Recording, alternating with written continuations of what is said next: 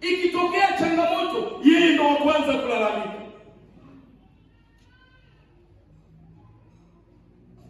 Shida iko wapi? Shida sio huyu mtu kuja kanisani. Shida kile anachokisikia kanisani anakichakata vipi? Step ya kwanza ni step ya huyu jamaa, inaitwa kusikia. Simama hapa. Hii ndio hatua ya kwanza ambayo wote hapa mnafanyaje? Mnasikia. Ukishasikia, kuna hatua inafuata, ambayo hatua hiyo kwa Kiingereza tunaita meditation, kulitafakari. Hatua ya huyu dada anaitwa kutafakari. Inabidi ukamate vizuri hatua yako. Nenda pale kutafakari. Wewe kusikia, nenda kule mwisho. Kwa hiyo umenisikia neno. Sasa watu wengi ambao mko hapa, mko kwenye hii ngazi ya kulisikia neno lakini hamtafakari, ya kulisoma neno lakini hamlitafakari. Unapolitafakari neno, linazaa picha ya Mungu ndani yako. Neno linazaa picha mpya. Unapolitafakari neno kwamba mtaweka mikono juu ya wagonjwa nao watapata nini? Afya. Sasa neno hili likusaidie, ni lazima uanze kutafakari huu mstari. Tutaweka mikono juu ya wagonjwa nao watapata nini? Afya. Sasa kinachotakiwa kianze kuzaliwa picha, imagination. Picha inayotakiwa kwanza kuzaliwa ndani yako, haitakiwi kwanza kuzaliwa kuona ukubwa wa lile gonjwa, bali kuona uweza wa Mungu kwenye lile neno. Sasa lile neno, ili uone uweza, sharti ulitafakari, likupe picha ya kimungu ndani yako. Linaweka picha ya kimungu, ambayo ile picha ya kimungu ndio inakuja kuzaa hatua nyingine. Baada ya kutafakari, inazaa ile picha ya kimungu, inazaa hatua inayoita kuliamini neno. Kuliamini nini? Neno. Umesikia, ukatafakari. Nisikilize, kuna watu wamemeza Biblia kutoka mwanzo mpaka Ufunuo. Ukiwakuta wanashusha mistari kama Archimedes principle. Kushika mistari ya Biblia haikusaidii, ila kinachokusaidia, unajua kuna neno unalisoma kama andiko na kuna neno unalisoma kama neno. Hapo mwanzo palikuwako neno, sio andiko. Utashika kama biolojia tu. Utasema, yani yule jamaa ukilipa mistari yote ya Biblia iko hapo. Si unakutana wale watu wanafanya mabishano ya Biblia, mistari yote iko. Lile neno limemsaidia kwa sababu neno ni Kristo.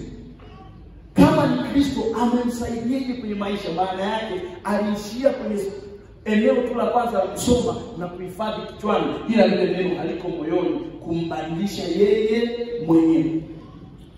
Kwa hatua ya tatu, neno ukishatoka kwenye hatua ya kulitafakari, limekupa picha ya kimungu. Ile picha inazaa imani. Unaliamini nini? Neno. Ukishaliamini neno, linakupeleka hatua nyingine, ambayo ni hatua ya kulitenda neno. Hauwezi ukakifanya kitu ambacho haukiamini. Haleluya. Umeshaamini, ile picha iliyozaliwa na neno la Mungu ndani yako. Sasa inayofuatia ni kulitenda, ni kufanya sawa sawa na ulichokiona ndani yako na ulichokiamini kupitia lile neno. Nenda pale kulitenda neno. Haleluya. Haleluya. Sasa ukishalitenda neno, inafuata hatua gani sasa? Ili neno ligeuze maisha yako iwe tabia,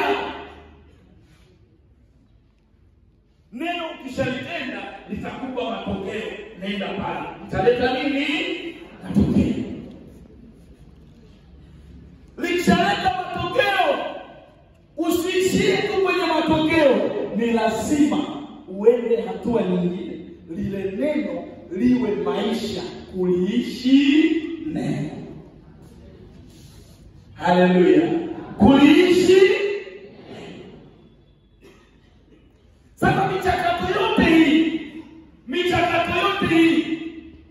ni lazima uelewe kwamba nimesikia leo mwalimu alikuja kutufundisha kwa habari ya nguvu ya matumaini. Alitupa mistari mingi ya Biblia.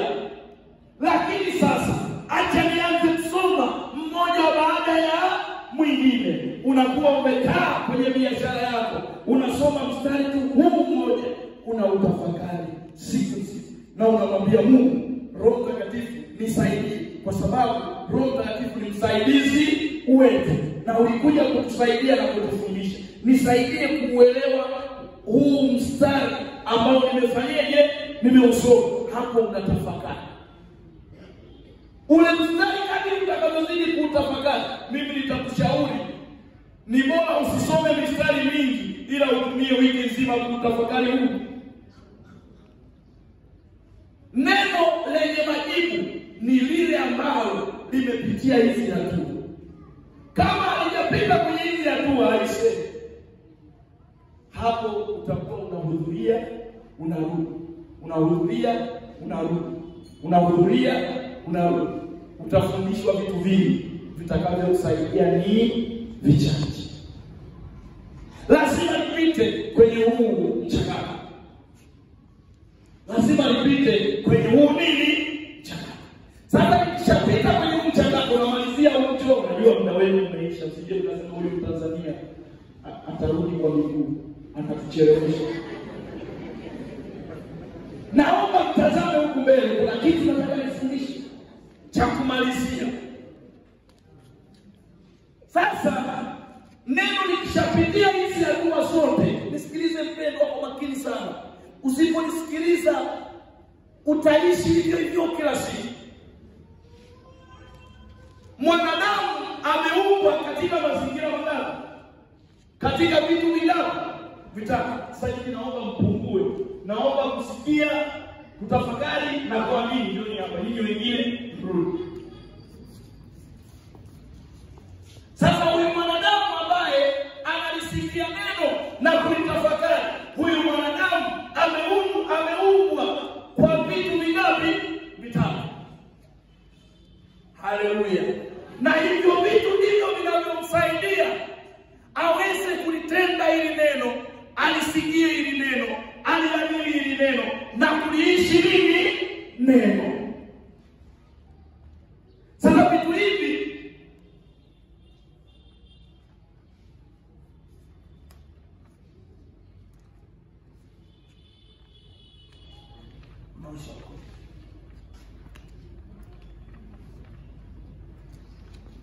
huyu ndio mwanadamu. Yaani ukimuona Jose anaongea hapa, ameumbwa na hivi vitu vingapi? Vitu vingapi? Tuanze huku kwa kusikia. Kitu cha kwanza ni nini? Kitu cha pili? Kitu cha tatu? Sasa nisikilize kwa makini sana. Mwanadamu yote, ili uwe na sifa ya kuitwa mwanadamu, ili uwe na sifa ya kuitwa mwanadamu, lazima hivi vitu vitatu uwe navyo. Ukikosa kimoja, tayari wewe sio. Ukikosa mwili, utaitwa mwanadamu. Mwanzo 1:26. Usifungue. Mwanzo 1:26. Mungu akasema, na tumfanye mtu kwa mfano wetu na kwa sura yetu. Simama kwanza hapo. Kwa mfano wetu na kwa sura. Ukisoma kwenye Kiingereza inasema hivi, let us, inafunga mabano, inasema Father, Son and the Holy Spirit. Halafu inaelezea, inasema kwamba let us make a mankind of our own image, like our likeness, for our likeness. Ambayo kwenye Kiswahili inasema kwamba tumfanye mtu kwa mfano wetu. na kwa sura yetu. Lakini mimi huwa sipendi sana kwenye hii ya Kiswahili, na rudigi kwenye Kiingereza ambayo inasema kwamba tumfanye mtu kwa mfano. Ile mfano imetumia neno image. Image ni picha. Ukijitazama kwenye kioo hivi unaweza ukajitazama kwenye kioo afu ukamwona Joseph kwenye kioo.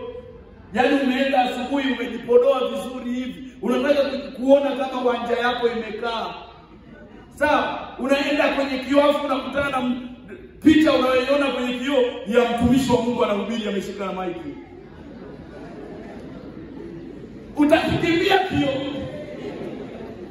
Kwa nini utakimbia kioo? Kimeleta picha tofauti na uhalisia wako. Sasa Mungu anasema na kumfanya mtu kwa mfano wetu. Anatengeneza utu wetu wa nini? Wa ndani. Ambayo ni nini? Ni roho zetu. Kwenye Biblia anatumia roho ya herufi ndogo. Roho ya mwanadamu, roho zetu. Tumfanye mtu kwa mfano wetu na kwa sura. Sasa ile kwa mfano maana yake huyu mtu awe na tabia sawa na Mungu. Huyu mtu awe na uwezo sawa na Mungu. Lakini sio mtu unayemuona huyu Joseph, ni mtu wa nini? Wa ndani. Hiyo ni Mwanzo 1:26 hadi 28. Ukienda kwenye Mwanzo 2:7 anasema hivi, Mwanzo 2:7 anasema hivi, akachukua mavumbi ya ardhi akamfanya mtu, akaumba mwili. Akaumba nini? Mwili. Alafu akasema hivi, akampulizia puani pumzi ya nini? Mtu akawa nini? Nafsi hai. Kwa hiyo mtu akakamilika. Huyu mtu amekamilika, ameumbwa na material na vitu vya maeneo mangapi? Mawili. Kuna cha ufalme wa Mungu ambao ni roho, kinafanana na nani? Na Mungu. Halafu ameumbwa na mavumbi ya ardhi ambayo ni material ya dunia, ambayo ni nini? Ni mwili. Tunaelewana sawa sawa? Ambayo ni nini? Ni mwili. Ni mwili. Ndio maana wachungaji mchawaita wanakuja kuzika, wanasema mwili ulitoka mavumbini na mavumbini unafanyaje? Unarudi. Kwa hiyo hili kwa sababu asili yake ni kutolewa mavumbini, linarudi wapi? Mavumbini. Ila ile ya Mwanzo 1:26, na tumfanye mtu kwa mfano wetu na kwa sura yetu, akatawale samaki wa baharini na ndege wa angani, wanyama warukao na watambaao. Kwa mfano wa Mungu alimuumba mtu mume na mtu mke, akawabarikia, akawaambia, zaeni mkaongezeke na kuijaza nchi na kuitiisha. Ambaye anapewa mamlaka hayo ni Roho, mtu wako wa nini? Sasa haya mambo yana mchakato. Unapolisikia neno, unalisikia kupitia nini? Kupitia nini? Kupitia nini? Sasa hili neno makazi yake sio mwilini. Sehemu yake ya kuishi ni wapi? Roho. Sasa watu wengi neno waga mnalisikia linazongwa na mawazo mengi, linazongwa na vitu vingi, ambao hiyo kuzongwa ipo kwenye hili eneo la huyu anaitwa nani? Nafsi. Ambao nafsi ni sasa ni saikolojia. Nafsi ni sehemu ambayo tunasema, nafsi ni sehemu ambayo inafiri hisia. Nafsi ni sehemu ambayo ni makazi ya nini? Ya nia. Nafsi ni makazi ya nini? Ya akili. Hapa sasa unapolisikia hatua za kupata imani timilifu, umeona mchoro, hatua za kupata imani timilifu, umeona kuna kujua, kuna kuelewa na kuna kufanyaje? Kuona. Naweza kusema kuna kujua, kuna kuelewa na kuna kusikia. Kwa hiyo hii hapa ni geti. Hili ni nini? Ni geti. Mtu mwema katika hazina njema huzaa yaliyo mema. Hiyo hazina haikai mwilini, inakaa wapi?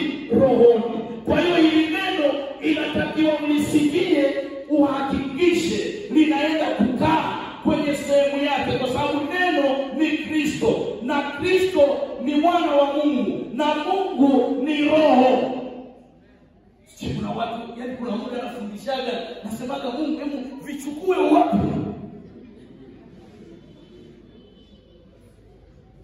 Kwa hiyo sasa, kwa sababu Mungu ni roho, ameumba kitu kinachofanana na yeye, lengo kije kitawale duniani, kimwakilishe Mungu wapi? Duniani, ili kitawale. Kinapewa maelekezo ya kimungu, ambayo maelekezo hayo ni neno lake. Kwa umesikia neno, unaweza kusikia wiki nzima matumaini, lakini tunamaliza hakuna nini? Matumaini. Kwa nini? Haukufuata zile hatua, haukuweza kudhibiti mwili. Nafsi inakwambia muda kusikiliza neno, mwili unakwambia yule mtu ambaye unamdai atakuwa kaingiza hela yako kwenye simu, unachukua kasimu unaangalia.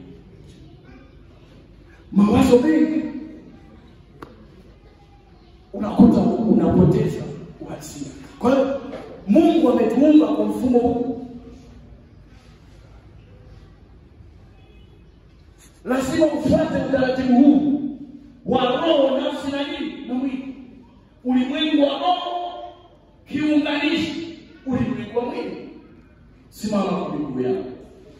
Kwa eneo la kwanza nimekuambia, kama umepungukiwa na matumaini, hakikisha unasoma neno la Mungu. Nikiwa naingilisha nikwambie kwamba kuna watu ambao, unajua kuna watu mko hapa kwenye huduma zenu, kwenye biashara zenu, kwenye kila mnachokifanya, kuna watu wengi hapa wamehamishwa na tabia. Yaani unakuta mwingine tu, unakuta tu kabinti kana ibada tu vizuri, lakini kana kiburi tu. Kana nini? Kiburi tu. Unakuta mtu tu anafanya biashara tu vizuri, lakini haendelei kwa sababu tu hana tu uaminifu. Vitabia. Sasa ilivyo na kufundisha kitu cha msingi sana kinachoweza kubadili hiyo tabia. Kinachoweza kubadili hiyo tabia ni neno la Mungu ndani yako. Neno likija linakubadili wewe. Yaani tabia ya neno ni kukubadili wewe na kukupa picha ya Kristo ndani yako. Wagalatia 5 kuanzia 22 sinasema tunda la Roho ni upendo, uvumilivu, utu wema, kuwa na kiasi, uaminifu. Imeeleza mambo mengi. Tunda la Roho kazi yake ni kuonyesha tabia ya Mungu ndani yako, Kristo ndani yetu. Utamuonyeshaje Kristo kwa watu wengine? Lazima ndani yako tunda la Roho liumpike. Upendo, utu wema, uvumilivu, uaminifu, kuwa na kiasi.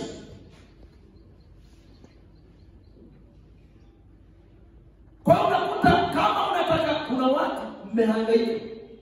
Unajua kuna watu wamehangaika, mwingine mume wake ni mlevi, mwingine mke wake ni mlevi. Unakuta anahangaika na mwili la huyu mtu, anasahau kwamba kinachomfanya huyu mtu awe hivi ni roho yake. Kwa hiyo cha kwanza kuhangaika naye, anza kuhangaika na roho yake. Ukikuta mtu anatenda mema, nyuma ya yale mema kuna roho, na tunaendeshwa na roho mbili tu ambazo zimetawaliwa na falme mbili, ufalme wa nuru na ufalme wa nini? Wa giza. Ukimkuta mtu anatenda dhambi, usiseme ni mwili lake linatenda dhambi. Hili mwili limeamuliwa tu. Hakuna kitu ambacho utafanya nje ya kutoka wapi? Ndani. Ukikuta mtoto anatukana, alisikia kile kitu kikakaa wapi? Ndani yake. Na yeye sasa mwili linaamuliwa kwamba fanya kama mtoto alivyosikia leo. Kama ambavyo unaona huu mchoro tunaita soft copy. Nikimwambia huyu wa print, yenyewe kompyuta haina kazi yoyote, usije ukailaumu kompyuta ama usije ukailaumu printer. Yenyewe printer ina print kile kilichopo kwenye maandishi. Usije ukaprinti mchoro wa mtu, wewe ulitaka utoke huu, usilaumu printer ukasema printer umeprinti mchoro ambao usikutaka.